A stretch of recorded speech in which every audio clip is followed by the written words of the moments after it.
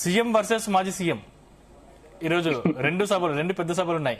So మీరేం చెప్తారు ఈ సభల గురించి?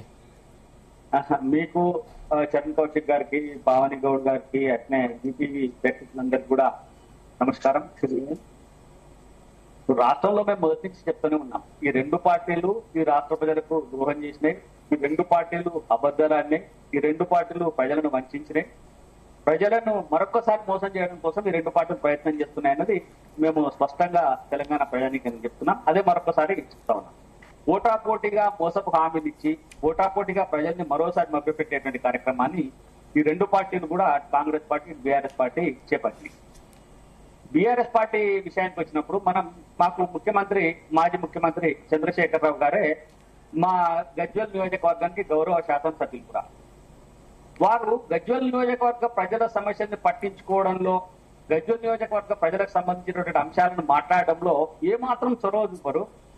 పార్టీ విషయాలనేసరికి చాలా ఉత్సాహంగా ఆయన అన్ని కార్యక్రమాలు నిర్వహిస్తాం.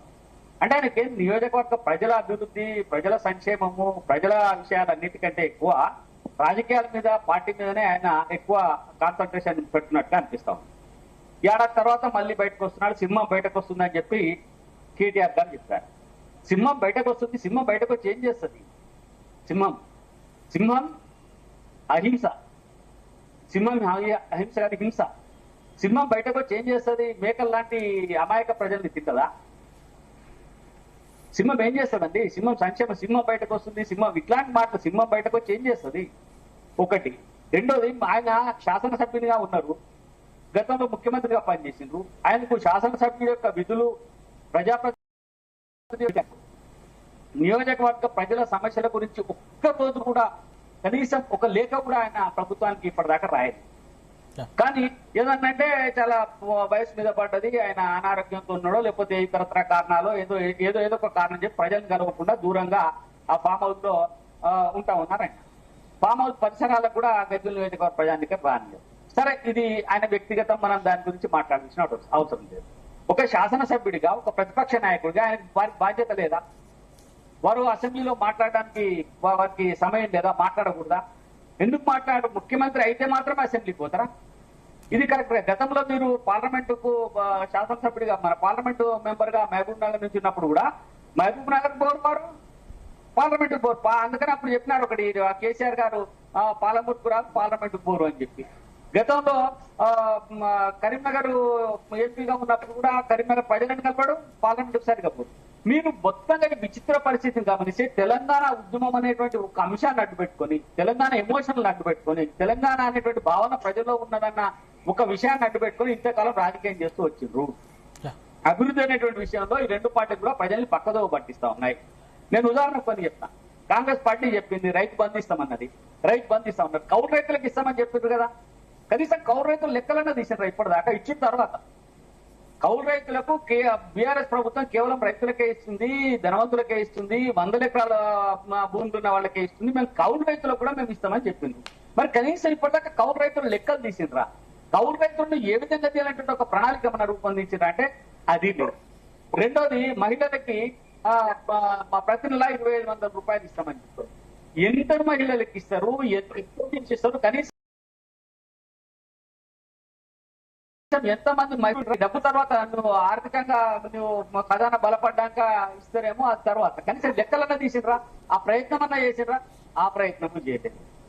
చిన్న విద్యార్థులందరికీ స్కూటీలు ఇస్తామని చెప్పిండ్రు. ఆ ఎలక్ట్రిక్ స్కూటీలు ఉచితంగా ఇస్తామని చెప్పిండ్రు. ఆ ఉచితంగా ఇస్తామనేటువంటి స్కూటీలు ఎంతమందికి ఇవ్వబోతున్నారు? ఎంతమంది అర్హులు? వాళ్ళ నుంచి ఏమైనా అప్లికేషన్లు తీసుకున్నారా, లేకపోతే మీరే గుర్తించిస్తారా? దానికి ఏమైనా ప్రణాళిక చేసిండ్రా అంటే కనీసం ప్రణాళికను వీళ్ళు చేయలేదు.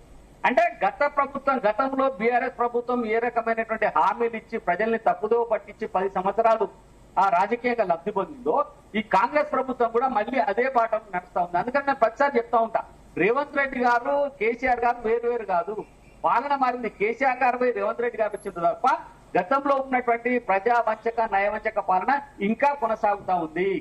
దయచేసి నేను చెప్పేది ఏంటంటే, రేవంత్ రెడ్డి గారు కానీ కేసీఆర్ కానీ వాస్తవాలు ప్రజలకు చెప్పండి.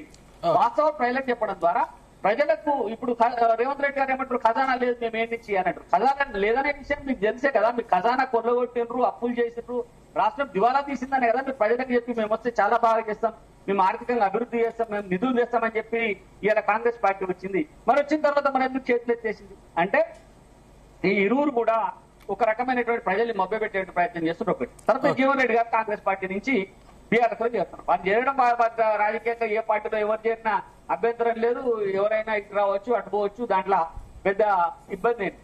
కానీ మరి ఇప్పటిదాకా కాంగ్రెస్ పార్టీ కొంతమంది శాసనసభ్యుల్ని తన పార్టీలో చేర్చుకుని తన వాళ్ళు చెప్పుకోలేనటువంటి పరిస్థితులలో ఉంది. ఇవాళ జగిత్యాల శాసనసభ్యులు కాంగ్రెస్ పార్టీ సమావేశంలో కూర్చుంటారు, కాంగ్రెస్ పార్టీ మంత్రులతో కూర్చుంటారు, కానీ కాంగ్రెస్ పార్టీ కండువా కప్పు. ఇది పార్టీ కొద్దిగా అవమానం కదండి, పార్టీకి నిస్సిగ్గు కదా. పార్టీ కనీసం ఆ శాసనసభ్యుడు మా పార్టీ వాడు కాదు, బీఆర్ఎస్ వాడు చెప్తే బీఆర్ఎస్ కండువా కప్పుకొని కూర్చో, లేదు ఇండిపెండెంట్ అని చెప్తే ఇండిపెండెంట్ కండువా చెప్పు, లేదు కాంగ్రెస్ పార్టీలో ఉంటే కాంగ్రెస్ అంటే తీసేస్తాడేమో, డిస్క్వాలిఫై అయ్యేటమనే ఒక భయంతో గౌరవించేటువంటి పార్టీ ఏ పార్టీలో చేరినా ఆ పార్టీ కండువాను జెండాను గౌరవించే సంస్కృతి కదా మనది. ఆ కండువా కూడా కప్పుకోలేనటువంటి దుస్థితిలో ఇలా కాంగ్రెస్ పార్టీలో చేరిన నాయకులు ఉన్నారు. అంటే వీళ్ళు ఏం చేస్తారు, ఆయన కాంగ్రెస్ పార్టీ కానీ కాంగ్రెస్ పార్టీ కాదు. అంటే ప్రజలు ఏ రకంగా మభ్యపెడుతున్నారు, మోసం చేస్తున్నారు అనడానికి నేను ఒక ఉదాహరణ.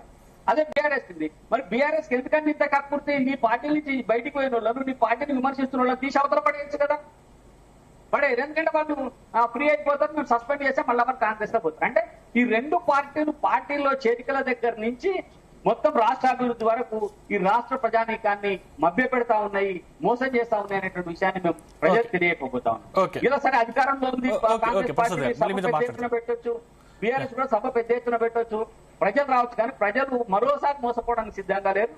వీళ్ళ యొక్క అబద్ధ మాటల్ని మన అసత్య ప్రచారాన్ని ప్రజలు నమ్మేటువంటి పరిస్థితి లేదు. ఓకే పవన్ గారు, ఇక్కడ కేసీఆర్ బయటికి రాకుండా జీతం తీసుకుంటూ ప్రజా సమస్యలపై పోరాటం చేయకుండా కేవలం సభలు చేర్చుకోవడం మీద దృష్టి పెట్టారు అని విమర్శలకు మీ సమాధానం ఏంటి?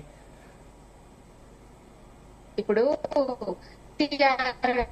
సమస్యలను పట్టించారు అంటే చూడని కబోదులు అలా మాట్లాడతారు.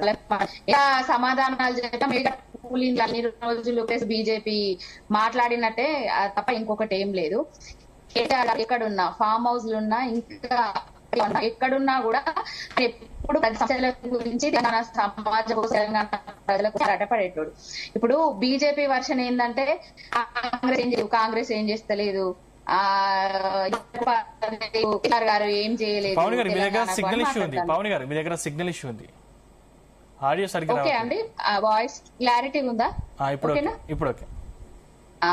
బీజేపీ